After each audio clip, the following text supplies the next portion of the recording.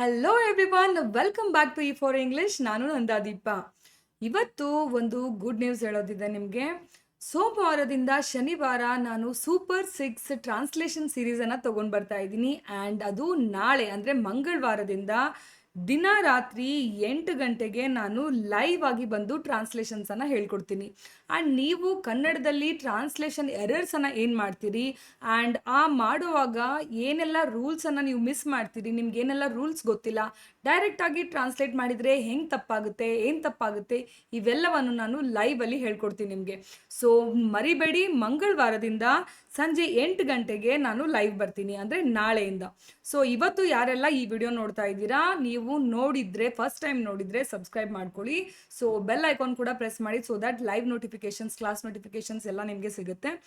ನಾಳೆ 8 ಗಂಟೆಗೆ, ನಾಳೆ 8 ಗಂಟೆಯಿಂದ ಶನಿವಾರ 8 ಗಂಟೆವರೆಗೂ ನಾನು ಏನು ಮಾಡ್ತಾ ಇದ್ದೀನಿ, ಲೈವ್ ಬರ್ತಾ ಇದ್ದೀನಿ. ಲೈವಲ್ಲಿ ನಿಮ್ಗೆ ಏನು ಮಾಡ್ತಾ ಇದ್ದೀನಿ, ಟ್ರಾನ್ಸ್ಲೇಷನ್ಸ್ ಎರರ್ಸ್ ಏನಾಗುತ್ತೆ ಅದನ್ನು ಹೇಳ್ಕೊಡ್ತೀನಿ. ಟ್ರಾನ್ಸ್ಲೇಟ್ ಮಾಡುವಾಗ ನಾವು ಎಲ್ಲಿ ಎಡುತ್ತೀವಿ ಅದನ್ನು ಹೇಳ್ಕೊಡ್ತೀನಿ. ಆ್ಯಂಡ್ ಆಲ್ಸೋ ಈ ಟೆನ್ಸಸ್ ಎಷ್ಟು ಇಂಪಾರ್ಟೆಂಟ್ ಆಗುತ್ತೆ ಅಂತ ಹೇಳಿ ಈ ಇಡೀ ಸೀರೀಸಲ್ಲಿ ನಿಮಗೆ ಗೊತ್ತಾಗುತ್ತೆ. ಓಕೆನಾ? ಸೊ ಪ್ರತಿದಿನ ಒಂದು ಸ್ಟೋರಿ ಸಿಗುತ್ತೆ, ಪ್ರತಿದಿನವೂ ನಾನು ಬಂದು ಲೈವಲ್ಲಿ ಬಂದು ನಿಮಗೆ ಟ್ರಾನ್ಸ್ಲೇಷನನ್ನು ಹೇಳ್ಕೊಡ್ತೀನಿ. ಡನ್. ಸೊ ಯಾರೆಲ್ಲ ಸಬ್ಸ್ಕ್ರೈಬ್ ಮಾಡ್ಕೊಂಡಿಲ್ಲ, ಮತ್ತೊಮ್ಮೆ ದಯವಿಟ್ಟು ಸಬ್ಸ್ಕ್ರೈಬ್ ಮಾಡ್ಕೊಳ್ಳಿ ಆ್ಯಂಡ್ ಬೆಲ್ ಐಕಾನನ್ನು ಪ್ರೆಸ್ ಮಾಡಿ. ಇವತ್ತಿನ ಕ್ಲಾಸಲ್ಲಿ ಕೂಡ ನಾನು ಒಂದು ಸ್ಟೋರಿಯನ್ನು ತೊಗೊಂಡು ಬಂದಿದ್ದೀನಿ. ಬನ್ನಿ ಹಾಗಿದ್ರೆ ಈ ಕನ್ನಡದಿಂದ ಇಂಗ್ಲೀಷ್ಗೆ ಟ್ರಾನ್ಸ್ಲೇಟ್ ಮಾಡುವಾಗ ಎಲ್ಲಿ ಎರರ್ ಆಗುತ್ತೆ, ನಾವು ಡೈರೆಕ್ಟ್ ಟ್ರಾನ್ಸ್ಲೇಟ್ ಮಾಡ್ತಾ ಹೋದರೆ ಸೆಂಟೆನ್ಸ್ ಯಾವ ಥರ ರಾಂಗ್ ಆಗುತ್ತೆ ಅಂತ ಹೇಳಿ ಇವತ್ತಿನ ಕ್ಲಾಸಲ್ಲಿ ನೋಡೋಣ. ಓಕೆ, ಸೊ ತಡ ಮಾಡೋದು ಬೇಡ, ಸ್ಟಾರ್ಟ್ ಮಾಡೋಣ. ಫಸ್ಟ್ ಈ ಒಂದು ಸ್ಟೋರಿ 15 ಸೆಂಟೆನ್ಸ್ನ ಸ್ಟೋರಿ ಇದೆ. ಸೊ ನಾನು 1 by 1 ಲೈನನ್ನು ಟ್ರಾನ್ಸ್ಲೇಟ್ ಮಾಡ್ಕೊಂಡು ಹೋಗ್ತೀನಿ. ಸೊ ಅಟ್ ಲಾಸ್ಟ್ ನಿಮಗೆ ಗೊತ್ತಾಗುತ್ತೆ ಸ್ಟೋರಿ ಏನು ಫ್ಲೋ ಹೋಗುತ್ತೆ ಅಂತ. 1ರಿಂದ 15 ಲೈನ್ ಮುಗಿಯೋಷ್ಟರಲ್ಲಿ ಇದು ಒಂದು ಸಣ್ಣ ಸ್ಟೋರಿ ನಿಮಗೆ ಕವರ್ ಆಗುತ್ತೆ. ಓಕೆನಾ?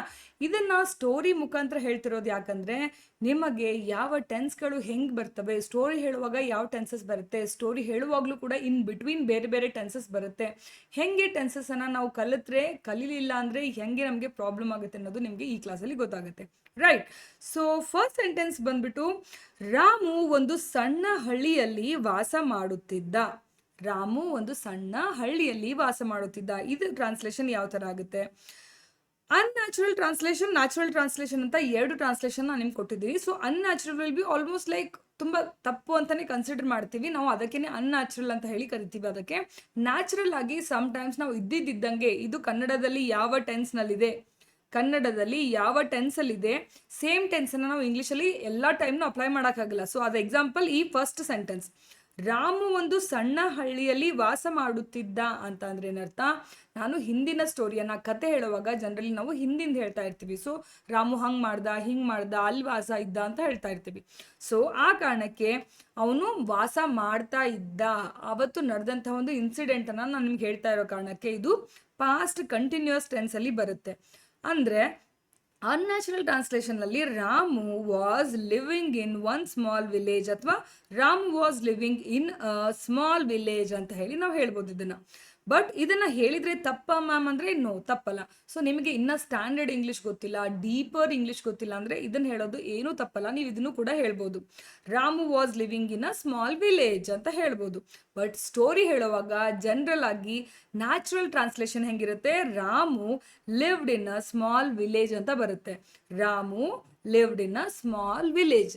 There was a grand mother lived in a small village. ಅಂದರೆ ಒಂದಾನೊಂದು ಕಾಲದಲ್ಲಿ ಒಂದು ಅಜ್ಜಿ ಇದ್ಲು, ಒಂದಾನೊಂದು ಕಾಲದಲ್ಲಿ ಒಂದು ಅಜ್ಜಿ ಅಲ್ಲಿ ವಾಸ ಮಾಡ್ತಾ ಇದ್ಲು ಅಂತ ಸ್ಟೋರಿ ಏನು ಸ್ಟಾರ್ಟ್ ಮಾಡ್ತೀವಲ್ಲ, ಆ ಇಂಗ್ಲಿಷ್ ಲೈನ್ ಏನಾಗುತ್ತೆ, Ramu lived in a small village ಅಂತ ಸ್ಟಾರ್ಟ್ ಮಾಡ್ತಾರೆ. ಸೊ ಕತೆ ಇಂಗ್ಲೀಷಲ್ಲಿ ಕತೆ ಹೇಳೋವಾಗ ಇದೇ ಥರ ಸ್ಟಾರ್ಟ್ ಮಾಡ್ತಾರೆ. ಹೀಗೆ Ramu was living in 1 small village ಅಂತ ಹೇಳಲ್ಲ. ಸೊ ಇದೇ ಸೆಂಟೆನ್ಸನ್ನು ನಾವು ಇದನ್ನು ಈ ರೀತಿಯಾಗಿ ಸಿಂಪಲ್ ಪಾಸ್ಟಲ್ಲಿ ಹೇಳ್ತೀವಿ, Ramu lived in a small village ಅಂದರೆ ರಾಮು ಒಂದು ಹಳ್ಳಿಯಲ್ಲಿ ವಾಸವಿದ್ದ ಅಂತ ಹೇಳ್ತೀವಿ. ಓಕೆನಾ?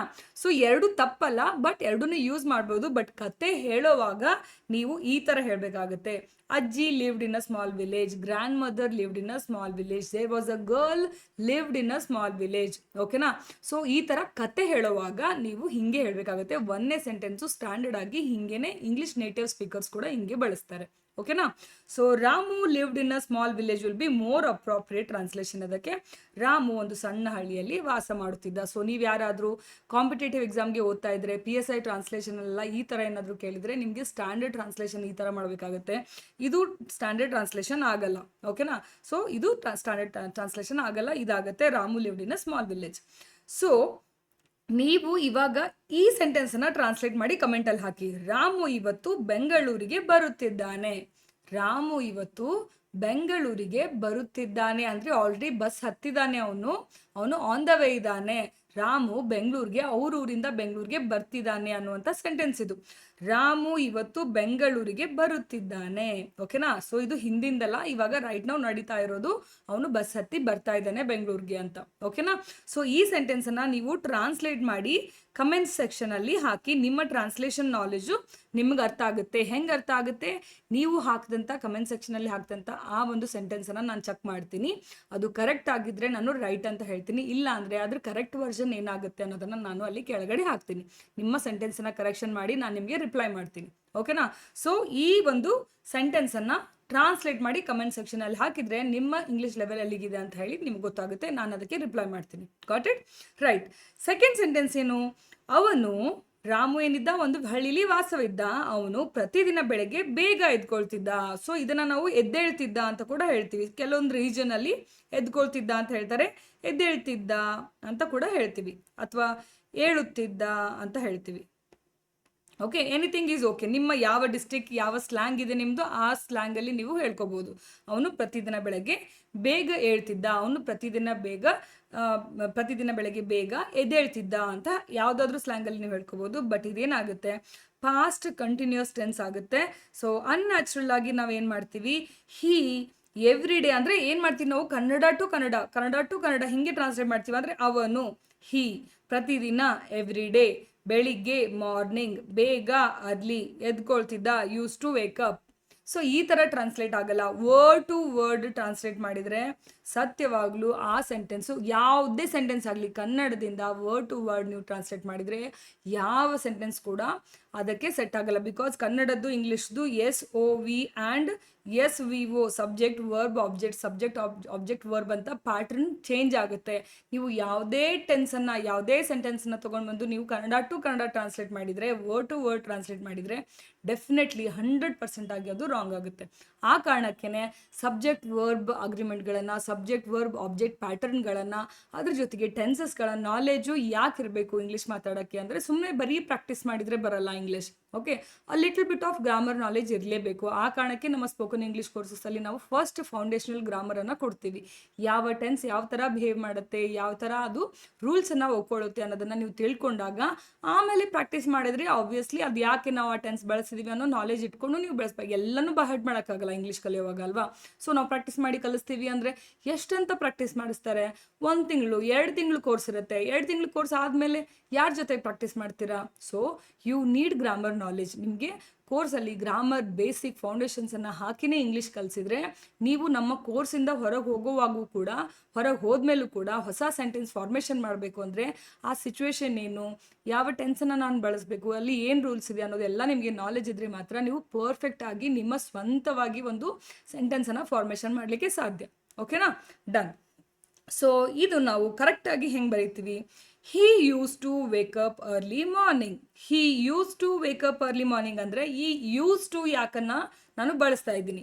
ಇಲ್ಲಿ ಪ್ರತಿದಿನ ಇದೆಯಲ್ವಾ, ಪ್ರತಿದಿನ ಅಂದರೆ ಎವ್ರಿ ಡೇ ಅವ್ನು ಹೇಳ್ತಾನೆ. So he is use to it ಅಂತಂದರೆ ಅವನಿಗೆ ಅದು ರೂಢಿ ಆಗಿದೆ ಅಂದಂಗೆ. ಇವಾಗ ನಾನು ಟೀ ಕುಡಿದು ನನಗೆ ಅಭ್ಯಾಸ ಆಗೋಗಿದೆ ಅಂತ ಹೇಳ್ತೀನಲ್ಲ, so I am use to drinking tea ಅಂತ ಹೇಳ್ತೇನೆ ನಾನು. ಓಕೆ, ನನಗೆ ಟೀ ಕುಡಿದು ಅಭ್ಯಾಸ ಆಗಿ, ಹಾಗೆ ಪ್ರತಿದಿನ ಬೆಳಗ್ಗೆ ಎದ್ದು ಅಭ್ಯಾಸ ಆಗಿರುತ್ತೆ, ಅವನು ಪ್ರತಿದಿನ ಹೇಳ್ತಾನೆ.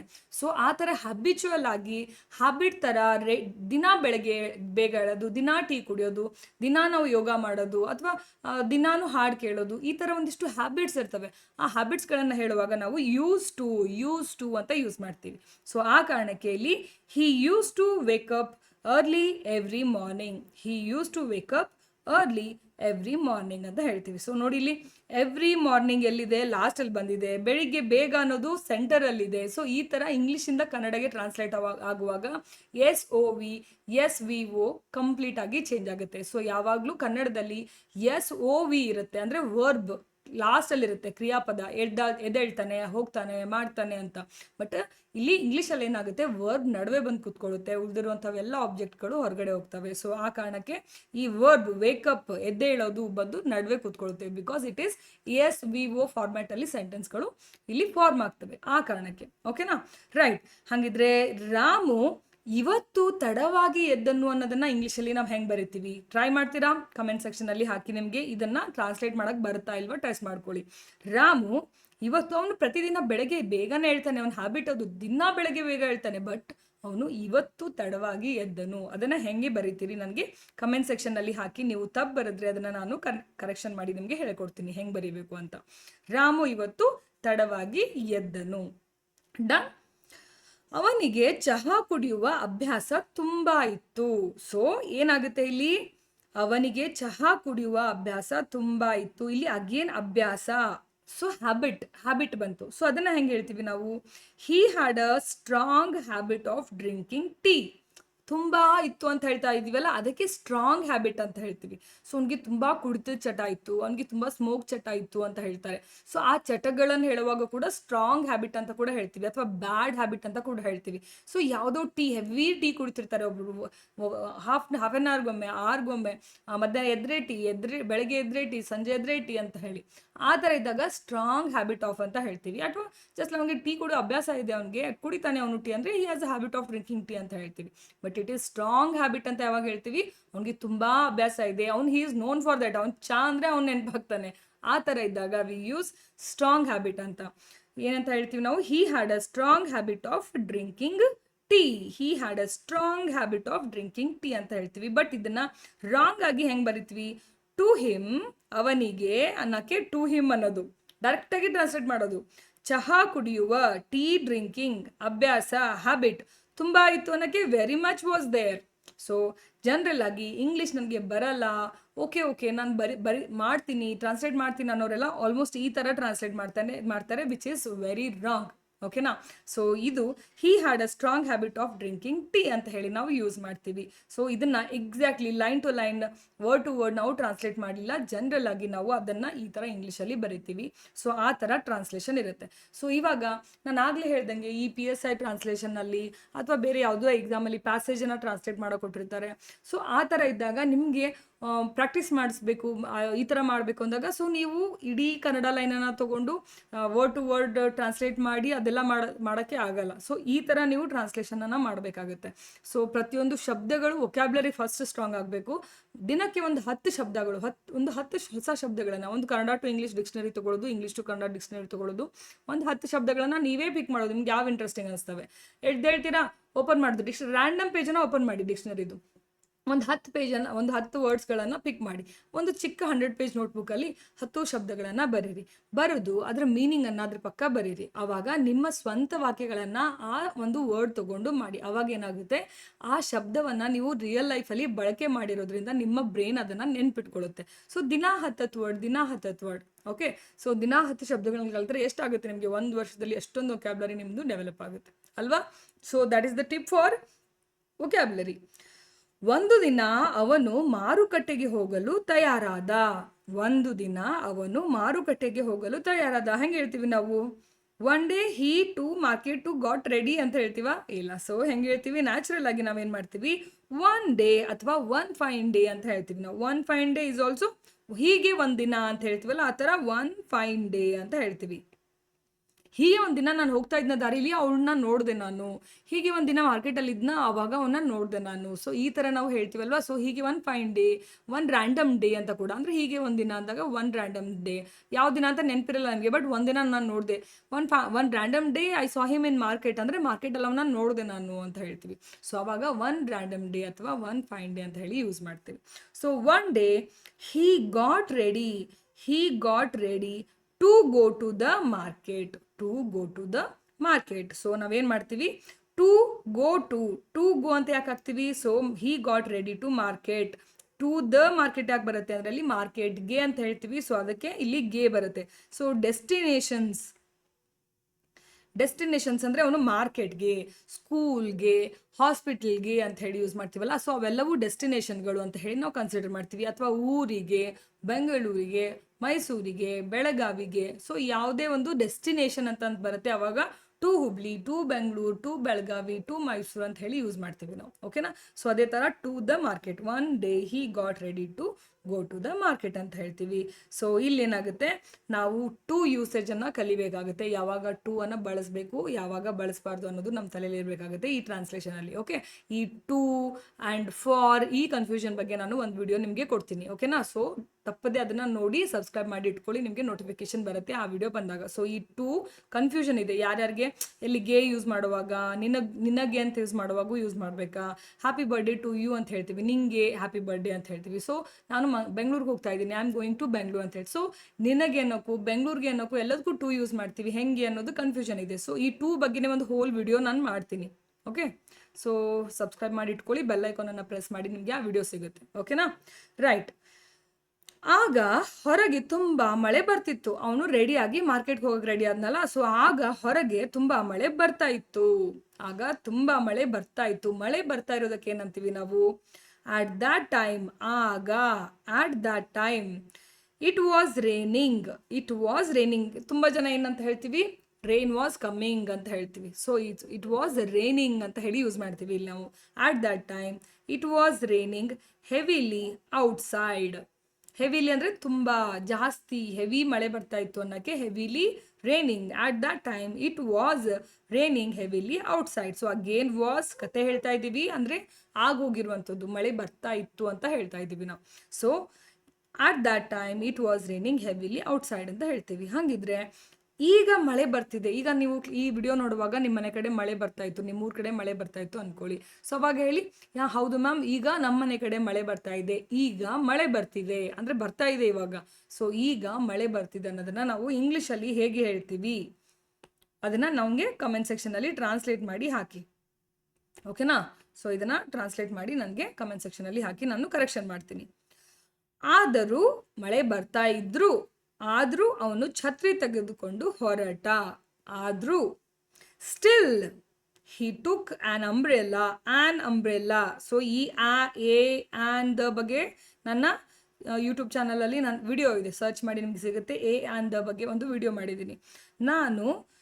ಛತ್ರಿ ಕಳೆದುಕೊಂಡೆ. ಸೊ ಇದನ್ನು ಟ್ರಾನ್ಸ್ಲೇಟ್ ಮಾಡೋಕ್ಕೆ ಹೇಳ್ತೀನಿ. Still he took on umbrella and left. ನೋಡಿ, ಹೋದನು, ತೆಗೆದುಕೊಂಡು ಹೊರಟ ಅಥವಾ ಹೋದನು ಅಂತ ಹೇಳ್ತೀವಿ.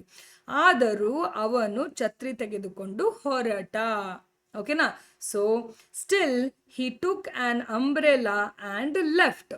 ಸೊ ಇಲ್ಲಿ ಲೆಫ್ಟ್, ಇಲ್ಲಿ ಹೊರಟ ಅನ್ನೋದಕ್ಕೆ ಹಂಗಿದ್ರೆ ಹೋದನು ಅಂತ ಹೇಳಿದ್ರೆ ವೆಂಟ್ ಅಂತ ಹೇಳ್ತಿದ್ವಿ. ಸೊ ಇಲ್ಲಿ ಹೊರಟ ಅಂದರೆ ಈಗ ನಾನು ಮನೆಯಿಂದ ಹೊರಟೆ, ಐ ಜಸ್ಟ್ ಲೆಫ್ಟ್ ಹೋಮ್ ಅಂತೀವಿ. ಅವಾಗ ಹೊರಟೆ ಅನ್ನೋವಾಗ ಐ ಜಸ್ಟ್ ಲೆಫ್ಟ್ ಹೋಮ್. ಅವನು ಹೋದ ಅಂದರೆ ಹಿ ವೆಂಟ್ ಅಂತ ಹೇಳ್ತೀವಿ. Okay, so I left home, I left hospital ಅಂದರೆ ನಾನು ಮನೆ ಬಿಟ್ಟೆ.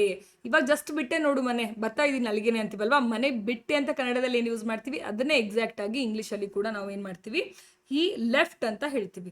ಸೊ ಮನೆ ಬಿಟ್ಟು ಹೊರಡೋದು. ಓಕೆ, ಮುಂದೆ ಎಲ್ಲಿ ಬೇರೆ ಕಡೆ ಎಲ್ಲೋ ಹೊರಡೋದು. ಮನೆ ಬಿಟ್ಟು ಹೋಗೋದಂದರೆ ಮನೆ ಬಿಟ್ಟು ಹೋಗೋದಲ್ಲ, ಮನೆ ಬಿಟ್ಟು ಹೊರಟೆ ನಾನು ಅಂತ ಹೇಳ್ದಂಗೆ.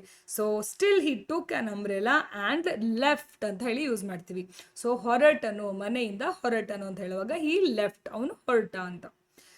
ನಾನು ಛತ್ರಿ ಕಳೆದುಕೊಂಡೆ. ಇದನ್ನು ಇಂಗ್ಲೀಷಲ್ಲಿ ಕಮೆಂಟ್ ಮಾಡಿ, ನನಗೆ ಟ್ರಾನ್ಸ್ಲೇಟ್ ಮಾಡಿ. ಓಕೆ, ನಾನು ಛತ್ರಿ ಕಳೆದುಕೊಂಡೆ. ಐ ಲಾಸ್ಟ್ ಏನಂತ ಹೇಳ್ತೀವಿ ನೋಡಿ. ಸೊ ಅಂಬ್ರೆಲ್ಲಾ ಹೆಂಗೆ ಹೇಳ್ತೀವಿ? ಆ್ಯನ್ ದ ಏನು ಬರುತ್ತೆ ನೋಡಿ, ಹಾಕಿ ಕಮೆಂಟಲ್ಲಿ. ರಸ್ತೆಯಲ್ಲಿ ಅವನು ಒಬ್ಬ ವಯಸ್ಸಾದ ಅಜ್ಜಿಯನ್ನು ನೋಡಿದ. ಇದನ್ನ ಹೆಂಗೆ ಹೇಳ್ತೀವಿ? On the road he one old grand mother saw. So ಇದು wrong translation. On the way ರಸ್ತೆಯಲ್ಲಿ, ಆನ್ ದ ವೇ ಅಂದರೆ ಏನು? ದಾರಿ ಅಂದಂಗೆ, ದಾರಿಯಲ್ಲಿ, ರಸ್ತೆಯಲ್ಲಿ ಅಂದಂಗೆ. ಆನ್ ದ ವೇ ದಾರಿಯಲ್ಲಿ. ಸೊ ನಾವು ರಸ್ತೆ ಮೇಲೆ ಅನ್ನಲ್ಲ, ರಸ್ತೆಯಲ್ಲಿ ಅಂತೀವಿ. ಇಂಗ್ಲೀಷಲ್ಲಿ ಆನ್ ದ ವೇ ಅಂತಾರೆ ಅವ್ರು, ಹೋಗುವಾಗ, ದಾರಿಲಿ ಹೋಗುವಾಗ ಅಂದಂಗೆ. On the way, he saw an old woman. Okay, so on the way, he saw an old woman. So saw, see past tense. So ಅಂದರೆ ನೋಡ್ದ, ಅವ್ನು ಆಲ್ರೆಡಿ ನೋಡಿದ್ನಲ್ಲ. ಸೊ ಕಥೆನ ಹೇಳ್ತಾ ಇದ್ದೀನಿ ನಾನು. ಸೊ ಕತೆ ಹೇಳುವಾಗ ನಾವು ಯಾವಾಗಲೂ ಪಾಸ್ಟ್ ಟೆನ್ಸನ್ನೇ ಯೂಸ್ ಮಾಡ್ತೀವಿ. ಅಲ್ಲಲ್ಲಿ ಆ ಕಥೆಯಲ್ಲೂ ಕೂಡ ಪ್ರೆಸೆಂಟಲ್ಲಿ ಮಳೆ ಬರ್ತಾ ಇದೆ ಅದನ್ನು ಕಂಟಿನ್ಯೂಸ್ ಟೆನ್ಸಲ್ಲಿ ಹೇಳ್ತೀವಿ.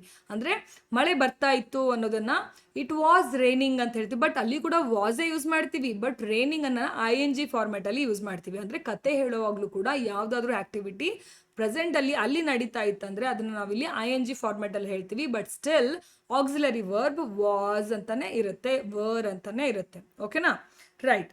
ಸೊ ಅಜ್ಜಿ ನಗುತ್ತಿದ್ದಾಳೆ, ಇದನ್ನ ಹೆಂಗೆ ಹೇಳ್ತೀರಾ ನೋಡಿ. ಅಜ್ಜಿ ನಗುತ್ತಿದ್ದಾಳೆ, ಪ್ರೆಸೆಂಟಲ್ಲಿ ಅಜ್ಜಿ ನಗ್ತಿದ್ದಾಳೆ, ಅಜ್ಜಿ ನಗ್ತಾ ಇದ್ದಾಳೆ ಅನ್ನೋದನ್ನ ನಾವು ಹೆಂಗೆ ಹೇಳ್ತೀವಿ, ಟ್ರೈ ಮಾಡಿ. ಅಜ್ಜಿ ತುಂಬಾ ಭಾರವಾದ ಚೀಲವನ್ನ ಹೊತ್ತುಕೊಂಡಿದ್ರು, ಏನಂತ ಹೇಳ್ತೀವಿ, grandmother very heavy bag carrying ಅಂತ ಹೇಳ್ತೀವ. So this is wrong. The old woman was carrying a very heavy bag. The old woman, ಅಜ್ಜಿ. ಅವರು ನಮ್ಮಂಗೆ ಎಲ್ಲ ವಯಸ್ಸಾದ ಅಜ್ಜಿಗಳಿಗೂ ಕೂಡ ಅಜ್ಜಿ ಅನ್ನಲ್ಲ, ಅಂದರೆ ಗ್ರ್ಯಾಂಡ್ ಮದರ್ ಅನ್ನಲ್ಲ. ಓಕೆನಾ, ಅಂದರೆ ಇವಾಗ ನಾವು ಯಾರಾದರೂ ಸ್ವಲ್ಪ ಓಲ್ಡ್ ಏಜ್ನವರು ಬಂದರೆ ಸಾಕು ಅಜ್ಜಿ ಅಜ್ಜ ಅಂದ್ಬಿಡ್ತೀವಿ. ಬಟ್ ಅವರು ಸ್ವಲ್ಪ ರಿಲೇಟಿವ್ಸ್ ಇದ್ದರೆ ಮಾತ್ರ, ಅಂದರೆ ರಿಯಲ್ ಅಜ್ಜಿ ಅಜ್ಜಗಳು ಬ್ಲಡ್ ರಿಲೇಟಿವ್ಸ್ ಇರ್ತಾರಲ್ಲ ಅವ್ರಿಗಷ್ಟೇ ಗ್ರ್ಯಾಂಡ್ ಮದರ್ ಅಂತ ಹೇಳಿ ಕರೀತಾರೆ. ದೇ ಲೈಕ್ ಅವ್ರನ್ನ ಓಲ್ಡ್ ವುಮನ್ ಅಂತ ಹೇಳಿನೇ ಕರೀತಾರೆ. ಓಕೆನಾ, ಸ್ವಲ್ಪ ವಯಸ್ಸಾದವರು ಬರ್ತಾ ಇದ್ರು, ವಯಸ್ಸಾದಂಥ ಒಬ್ರು ಮಹಿಳೆ ಬರ್ತಾ ಇದ್ರು ಅಂತ ಹೇಳಿ ಯೂಸ್ ಮಾಡ್ದಂಗೆ ಅದನ್ನು. So the old woman was carrying a very heavy bag. ನೋಡಿ ಇಲ್ಲಿ ಕ್ಯಾರಿಯಿಂಗ್ ING ಬಳಸ್ತಾ ಇದ್ದೀನಿ ನಾನು. ಅಂದರೆ ಆ ಕಥೆಯಲ್ಲೂ ಕೂಡ ಏನು ನಡೀತಾ ಇದೆ ಸೀನ್, ಅಜ್ಜಿ ತುಂಬ ದೊಡ್ಡ ಹೆವಿ ಬ್ಯಾಗನ್ನು ಹೊತ್ಕೊಂಡು ಬರ್ತಾ ಇದ್ಲು ಅಲ್ವಾ. ಸೊ ಅಲ್ಲಿ ಇನ್ನು ಲೈವಲ್ಲಿ ಬರ್ತಾ ಇದ್ದಾಳೆ ಅವಳು. ಬಟ್ ನಾನು ಕಥೆಯಲ್ಲಿ ಹಿಂದೆ ಆಗಿದ್ದನ್ನು ಹೇಳ್ತಾ ಇದ್ದೀನಿ. ಸೊ ಅದಕ್ಕೆ ಇಲ್ಲಿ ವಾಸ್ ಬರುತ್ತೆ ನಿಜ, ಬಟ್ ಅದ್ರ ಜೊತೆಗೆ ಕ್ಯಾರಿಯಿಂಗ್ ING ಫಾರ್ಮ್ಯಾಟ್ ಬರುತ್ತೆ. Okay, the old woman was carrying a very heavy bag ಅಂತ ಹೇಳ್ತೀವಿ. So the old woman was carrying a very heavy bag. ಇಲ್ಲಿ ನೋಡಿ, ತುಂಬ ಭಾರವಾದ ಚೀಲವನ್ನ ಬ್ಯಾಗ್. Okay, right. ರಾಮು ತಕ್ಷಣ ಅವರಿಗೆ ಸಹಾಯ ಮಾಡಲು ಹೋದ. ಸೊ ಅಜ್ಜಿ ಪಾಪ ವಯಸ್ಸಾಗಿದೆ, ತುಂಬ ಹೆವಿ ಬ್ಯಾಗ್ಸನ್ನು ಇಟ್ಕೊಂಡಿದ್ದಾರೆ ಅಂತ ಹೇಳಿ ರಾಮುಗೆ ತುಂಬ ಪಾಪ ಅನಿಸ್ತು. ಸೊ ಅವನು ಇಮಿಡಿಯೇಟ್ ಆಗಿ ಅವನು ಹೆಲ್ಪ್ ಮಾಡಕ್ಕೆ ಹೋದ. ಅದನ್ನು ಹೆಂಗೆ ಹೇಳ್ತೀವಿ, ರಾಮು ತಕ್ಷಣ, ರಾಮು ಇಮಿಡಿಯೇಟ್ಲಿ ಕರೆಕ್ಟ್ ಆಗಿದೆ. To her help, to do went. ನೋಡಿ, ಹೋದ, ವೆಂಟ್ ಡೈರೆಕ್ಟ್ ಆಗಿ, ಟು ಡೂ ಮಾಡಲು. So direct word to word translation ಮಾಡಕ್ಕೆ ಬರಲ್ಲ. So every time it is wrong. So natural ಆಗಿ ಹೆಂಗೆ ಟ್ರಾನ್ಸ್ಲೇಟ್ ಮಾಡ್ತೀವಿ, ರಾಮು ಇಮಿಡಿಯೇಟ್ಲಿ. ಓಕೆ ಫೈನ್, ಅಲ್ಲಿ ಕೂಡ ಹಂಗೆ ಹೇಳಿದ್ವಿ. Ramu immediately went to help her. ಇಲ್ಲಿ ಅಗೇನ್ ನೋಡಿ, ಟು ಹೆಲ್ಪ್, ಟು ಯೂಸೇಜ್ ಆಗ್ತಾ ಇದೆ ತಾನೇ ಇಲ್ಲಿ. ಸೊ ಹೆಲ್ಪ್ ಮಾಡೋದಕ್ಕೆ ಅಂತ ಹೇಳ್ತೀವಿ. ಸೊ ಮಾಡೋದಕ್ಕೆ ಅಂತ ಹೇಳಿ ಕೆ ಬರ್ತಾ ಇದೆ ತಾನೇ ಇಲ್ಲಿ. ಸೊ ನಾವು ಟು ಅನ್ನ ಯೂಸ್ ಮಾಡ್ತೀವಿ. ವೆಂಟ್ ಟು ಹೆಲ್ಪ್ ಹರ್, ಅವಳಿಗೆ ಸಹಾಯ ಮಾಡೋಕ್ಕೆ ಹೋದ ಇಮ್ಮಿಡಿಯೇಟ್ಲಿ ಅಂತ ಹೇಳ್ದಂಗೆ. ಓಕೆನಾ. ಸೊ ರಾಮು ಒಬ್ಬ ಒಳ್ಳೆಯ ವ್ಯಕ್ತಿ ಅನ್ನೋಕ್ಕೆ ಇಂಗ್ಲೀಷಲ್ಲಿ ಏನಂತ ಕರಿತೀವಿ, ರಾಮು ಒಬ್ಬ ಒಳ್ಳೆಯ ವ್ಯಕ್ತಿ ಅಂತ ಹೇಳೋಕ್ಕೆ. ಓಕೆ, ಸ್ಕೂಲಲ್ಲಿ ನಾವೆಲ್ಲ ಜಾಸ್ತಿ ಅನ್ಸ್ಕೊಂಡಿರ್ತೀವಿ, ಚೆನ್ನಾಗಿ ಹೋಮ್ವರ್ಕ್ ಮಾಡಿದರೆ ಅಥವಾ ಔಟ್ ಆಫ್ ಮಾರ್ಕ್ಸನ್ನು ತೊಗೊಂಡಿದ್ರೆ. ಸೊ ನಮ್ಮ ಟೀಚರ್ ಹೇಳ್ತಾ ಇರ್ತಾರೆ, ಏನಂತ ಹೇಳ್ತಾರೆ ನೆನ್ಪು ಮಾಡ್ಕೊಳ್ಳಿ. ಸೊ ರಾಮು ಒಬ್ಬ ಒಳ್ಳೆಯ ವ್ಯಕ್ತಿ ಅಂತ ಹೆಂಗೆ ಹೇಳ್ತೀವಿ, ಸೊ ಅದನ್ನು ನನಗೆ ಕಮೆಂಟ್ ಸೆಕ್ಷನಲ್ಲಿ ಬರೀರಿ. ಅಜ್ಜಿ ಸಂತೋಷದಿಂದ ಅವನಿಗೆ ಧನ್ಯವಾದ ಹೇಳಿದಳು. ಅಜ್ಜಿ ಸಂತೋಷದಿಂದ ಅವನಿಗೆ ಧನ್ಯವಾದ ಹೇಳಿದರು. ಸೊ ಅದು ಹೇಳಿದರು ಪಾಸ್ಟ್ ಟೆನ್ಸ್ ಅಲ್ಲಿದೆ ಅಲ್ವಾ, ಅಂದ್ರೆ ಆಲ್ರೆಡಿ ಅವರು ಹೇಳಾಗಿದೆ ಧನ್ಯವಾದವನ್ನ. ಸೊ ಸಿಂಪಲ್ ಪಾಸ್ಟ್ ಅಲ್ಲಿ ಹೇಳ್ತೀವಿ, the old woman thanked him happily. Thanked. Okay, thanking ಇದು ING ಫಾರ್ಮ್ಯಾಟ್ ಕೂಡ ಯೂಸ್ ಮಾಡ್ತೀವಿ. Thanked past form. So thank ಇದು ಬೇಸ್ ವರ್ಬ್. ಓಕೆನಾ, ಇದು ಬೇಸ್ ವರ್ಬ್, ಇದು ING ಫಾರ್ಮ್ಯಾಟ್. ಓಕೆ, ಇದು past tense. So the old woman thanked him happily. So simple past tense ಏನಾಗುತ್ತೆ, so subject plus V2 ಆಗುತ್ತೆ ಇಲ್ಲಿ. Subject plus V2 plus next ಏನೇ ಇದ್ರು ಆಬ್ಜೆಕ್ಟ್ ಆಗುತ್ತೆ. Okay, so the old woman is the subject here. So subject ಏನಾಗಿದೆ, the old woman. V2 ಏನಿದೆ, ಥ್ಯಾಂಕ್ಡ್ him happily ಅಂತ ಹೇಳ್ತೀವಿ. ಓಕೆನಾ. ಸೊ ಇಲ್ಲಿ ಸಿಂಪಲ್ ಪಾಸ್ಟ್ ಟೆನ್ಸ್ ಅಲ್ಲಿ ಈ ಸೆಂಟೆನ್ಸ್ ನಾವು ಬರಿತಾ ಇದ್ದೀವಿ. ಅಜ್ಜಿ ಸಂತೋಷದಿಂದ ಅವನಿಗೆ ಧನ್ಯವಾದ ಹೇಳಿದಳು. ಸೊ ದ ಓಲ್ಡ್ ವುಮೆನ್, ಅಜ್ಜಿ ಅನ್ನಕ್ಕೆ ದ ಓಲ್ಡ್ ವುಮೆನ್, ಸಂತೋಷದಿಂದ ಹ್ಯಾಪಿಲಿ ಅವನಿಗೆ, ಹಿಮ್ ಧನ್ಯವಾದ, ಥ್ಯಾಂಕ್ಡ್ ಧನ್ಯವಾದ ಹೇಳಿದಳು. ಎರಡು ಶಬ್ದಕ್ಕೆ ನಾವು said thank you. The old woman happily told him thank you ಅಂತ ಕೂಡ ಬರಿತೀವಿ, ಬಟ್ ಅದು ಡೈರೆಕ್ಟ್ ಸ್ಪೀಚ್ ಆಗುತ್ತೆ. So direct and indirect speech ಅಂತ ಆಲ್ ಟುಗೆದರ್ ಸಬ್ಜೆಕ್ಟ್ ಸಪ್ರೇಟ್ ಆಗುತ್ತೆ.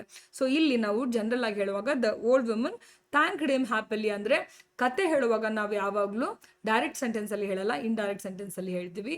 ಸೊ ನಾವು ಇಂಡೈರೆಕ್ಟ್ ಆಗಿ the old woman thanked him happily ಅಂತ ಹೇಳ್ತೀವಿ. ಡನ್. ನಂತರ ರಾಮು ಮಾರುಕಟ್ಟೆಯಲ್ಲಿ ತರಕಾರಿಗಳನ್ನು ಖರೀದಿಸಿದ. After that Ramu in markets vegetables purchased. No, after that ನಂತರ ರಾಮು ಬಾಟ್ ವೆಜಿಟೇಬಲ್ಸ್ ತರಕಾರಿ ಬಾಟ್ ವೆಜಿಟೇಬಲ್ಸ್ ತರಕಾರಿಗಳನ್ನು ಖರೀದಿಸಿದ. Bought vegetables in the market. Okay, ಈ ಥರ ಸಬ್ಜೆಕ್ಟ್ ಆಬ್ಜೆಕ್ಟ್ ವರ್ಬ್ ಇರುವಂತಹ ಫಾರ್ಮ್ಯಾಟು ಸಬ್ಜೆಕ್ಟ್ ವರ್ಬ್ ಆಬ್ಜೆಕ್ಟ್ ಆಗುತ್ತೆ. SOV ಇರುವಂತಹ ಫಾರ್ಮ್ಯಾಟ್ SVO ಆಗಿ ಬದಲಾಗುತ್ತೆ. ಓಕೆನಾ, ರೈಟ್. ಸೊ ರಾಮು ಸೇಬನ್ನ ಖರೀದಿಸಲಿಲ್ಲ, ಇದು ನೆಗೆಟಿವ್ ಸೆಂಟೆನ್ಸ್, ಇಲ್ಲ ಅಂತ ಹೇಳೋದು. ಸೊ ನಾನು ಕೋರ್ಸಲ್ಲಿ ಹೇಳುವಾಗ ಟೆನ್ಸಸ್ ಹೇಳ್ಕೊಡುವಾಗ ಟೆನ್ಸಸ್ನ ಪಾಸಿಟಿವ್ ಫಾರ್ಮ್ನು ಹೇಳ್ಕೊಡ್ತೀನಿ, ಟೆನ್ಸಸ್ನ ನೆಗೆಟಿವ್ ಫಾರ್ಮ್, ಟೆನ್ಸಸ್ನ ಇಂಟ್ರಾಗೇಟಿವ್ ಫಾರ್ಮ್ ಅಂದರೆ ಕ್ವೆಶನ್ ಕೇಳೋದು. ಕ್ವೆಶನ್ ಹೆಂಗೆ ಕೇಳೋದು, ಅದೇ ಸೆಂಟೆನ್ಸನ್ನು ನೆಗೆಟಿವ್ ಆಗಿ ಹೆಂಗೆ ಹೇಳೋದು, ಅದೇ ಸೆಂಟೆನ್ಸ್ನ ಪಾಸಿಟಿವ್ ಆಗಿ ಹೆಂಗೆ ಹೇಳೋದು, ಮೂರು ವೇಯಲ್ಲೂ ಕೂಡ ನಾನು ಟೆನ್ಸಸ್ ಕವರ್ ಮಾಡ್ತೀನಿ. ಇದೇ ಕಾರಣಕ್ಕೆ ನಾನು ಕವರ್ ಮಾಡ್ತೀನಿ, because we need negative sentences now and then. ನಮಗೆ ನೆಗೆಟಿವ್ ಸೆಂಟೆನ್ಸಸ್ ಕೂಡ ಬೇಕಾಗುತ್ತೆ, ಕ್ವೆಶನ್ ಮಾಡೋ ಸೆಂಟೆನ್ಸ್ ಕೂಡ ಬೇಕಾಗುತ್ತೆ, ಬಟ್ ಅವನು ಕೂಡ ನಾವು ರೂಲ್ಸ್ ಪ್ರಕಾರನೇ ಕರೆಕ್ಟಾಗಿ ಬರೀಬೇಕಾಗುತ್ತೆ ಅಲ್ವಾ. ಸೊ ಆ ಕಾರಣಕ್ಕೆ ರಾಮು ಸೇಬನ್ನ ಖರೀದಿಸಲಿಲ್ಲ. ಸೊ ಇಲ್ಲಿ ಆಲ್ರೆಡಿ ನಿಮಗೆ ಎಕ್ಸಾಂಪಲ್ ಸೆಂಟೆನ್ಸ್ ಇದೆ, Ramu bought vegetables in the market. So ಇದೇ ಸೆಂಟೆನ್ಸು ನಮಗೆ ನೆಗೆಟಿವ್ ಆಗಿ ಹೆಂಗೆ ಬದಲಾಗುತ್ತೆ, ರಾಮು ಸೇಬನ್ನ, ವೆಜಿಟೇಬಲ್ಸ್ ಜಾಗಕ್ಕೆ ಆಪಲ್ ಬರಬೇಕು, ಬಟ್ ಖರೀದಿಸಲಿಲ್ಲ ಅನ್ನೋದನ್ನ ಹೆಂಗೆ ಬರೀತೀವಿ, ಅರ್ಥ ಆಗ್ತಿದೆಯಾ ನಿಮಗೆ? ಸೊ ಬಾಟ್ ಆಗಲ್ಲ ಡೆಫಿನೆಟ್ಲಿ, ಬಟ್ ಇದೇ ಬಾಟ್ ಬೇರೆ ಫಾರ್ಮ್ಯಾಟ್ ಅಲ್ಲಿ ಚೇಂಜ್ ಆಗುತ್ತೆ. ಹೆಂಗಾಗುತ್ತೆ, ಅಕಸ್ಮಾತ್ ನನ್ನ ಸ್ಟೂಡೆಂಟ್ಸ್ ಯಾರಾದರೂ ನೋಡ್ತಾ ಇದ್ರೆ ಅವರು ಡೆಫಿನೆಟ್ಲಿ ಇದನ್ನ ಕರೆಕ್ಟಾಗಿ ಬರೀತಾರೆ. ರಾಮು ಸೇಬನ್ನ ಖರೀದಿಸಲಿಲ್ಲ ಅನ್ನೋದನ್ನ ನಾವು ನೆಗೆಟಿವ್ ಆಗಿ ಹೆಂಗೆ ಬರಿತೀವಿ ಹೇಳ್ಕೊಳ್ಳಿ. ಮನೆಗೆ ಹಿಂದಿರುಗುವಾಗ ಅವನಿಗೆ ತುಂಬಾ ಹಸಿವು ಆಯಿತು. ಹೆಂಗ್ ಬರಿತೀವಿ ನಾವು, ವೈಲ್ ರಿಟರ್ನಿಂಗ್ ಹೋಮ್. ಸೊ ನಾವು most of the time returning back ಅಂತೀವಿ. ನೋ, ರಿಟರ್ನಿಂಗ್ ಅಂದ್ರೆ ವಾಪಸ್ ಬರೋದು. ಸೊ ವಾಪಸ್ ಬರೋದು ಅನ್ನೋದಕ್ಕೇನೆ ರಿಟರ್ನಿಂಗ್ ಅಂತೀವಿ, ಮತ್ತೆ ಬ್ಯಾಕ್ ಹಾಕೋ ಅವಶ್ಯಕತೆ ಇರಲ್ಲ ಅಲ್ಲಿ. ಓಕೆನಾ. So while returning home. So ಯಾವಾಗಲೂ ಹೋಮ್ ಅಂತ ಬಂದಾಗ ನಾನು ಕೋರ್ಸಲ್ಲಿ ಕೂಡ ಹೇಳ್ತಾ ಇರ್ತೀನಲ್ವಾ ನಿಮಗೆ, ಟು ಹೋಮ್ ಬರೆಯಂಗಿಲ್ಲ, ಓನ್ಲಿ ಹೋಮ್ ಬಂದಾಗ. ಓಕೆ, ಓನ್ಲಿ ಹೋಮ್ ಬಂದಾಗ. ಬಟ್ ಮೈ ಹೋಮ್ ಅಥವಾ ಹರ್ ಹೋಮ್ ಅಂತ ಬಂದರೆ ಅಥವಾ ದೇರ್ ಹೋಮ್ ಅಂತ ಬಂದರೆ ನಾವು ಟು ಬರಿಬೋದು. ಓಕೆನಾ, ಬರೀ ಹೋಮ್ ಅಂತ ಬಂದರೆ ನಾವು ಟು ಬರೆಯಂಗಿಲ್ಲ. ಸೊ ಇದನ್ನು ನೀವು ನೆನ್ಪಿಟ್ಕೊಳ್ಬೇಕು. While returning to my home ಬರಿಬೋದು, ವೈಲ್ ರಿಟರ್ನಿಂಗ್ ಟು ಹೋಮ್ ಅಷ್ಟೇ ಬರಿಬೇಕು, ಟು ಹೋಮ್ ಅಲ್ಲ. While returning home he became very hungry.